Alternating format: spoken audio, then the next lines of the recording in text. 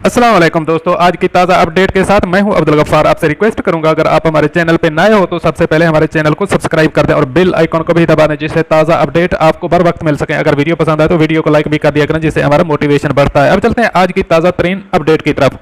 अबू ज़ैबी के इलाके मस्फा में कल से लॉकडाउन किया जा रहा है। अब इस खबर की तफसील।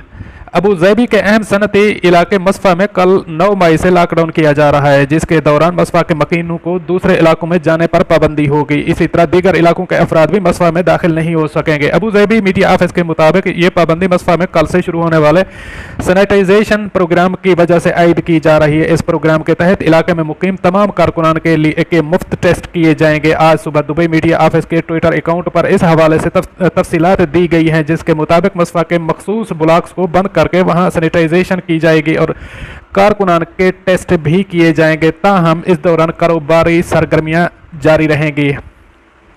अलबत्ता दीगर इलाकों के मकीनों को सैनिटाइजेशन प्रोग्राम के दौरान मस्फा में दाखिल होने की इजाज़त नहीं होगी। किसी भी ब्लॉक में स्टेरिलाइजेशन का दौरान या इसके रकबे और इस बात पर मुनहसर होगा कि वहां कितने लोगों के टेस्ट लिए जाएंगे। ट्वीट्स में मजीद कहा गया है कि इस मुहिम का मकसद इलाके में मुकीम तमाम अफराद की सेहत और ज़िंदगी के तहफ़्फ़ुज़ को यकीनी बनाना है, जिसकी खातिर इस इलाके के तमाम कारकुनान के टेस्ट लिए जा रहे हैं।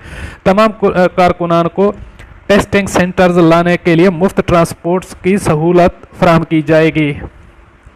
जबकि इलाका मकीनों में वबा से बचाव के लिए मुख्तलिफ ज़बानों में आगाही मुहिम भी चलाई जाएगी। दुबई मीडिया सेंटर ने ऐलान किया है कि ऐसे कारकुनान जो वीज़ा ज़वाबित के खिलाफ वर्जियों में मुलव्वस हैं उनके भी टेस्ट लिए जाएंगे। इन गैर कानूनी तौर पर मुकीम कारकुनान के खिलाफ कोई कानूनी कार्रवाई नहीं की जाएगी, क्योंकि लोगों को वबा से बचाना ही इस वक्त सबसे बड़ी तरजीह है। दोस्तों, ये थी आज की ताज़ा तरीन अपडेट। अगली अपडेट के लिए मुझे दीजिए इजाज़त, तब तक के लिए खुदा हाफिज़।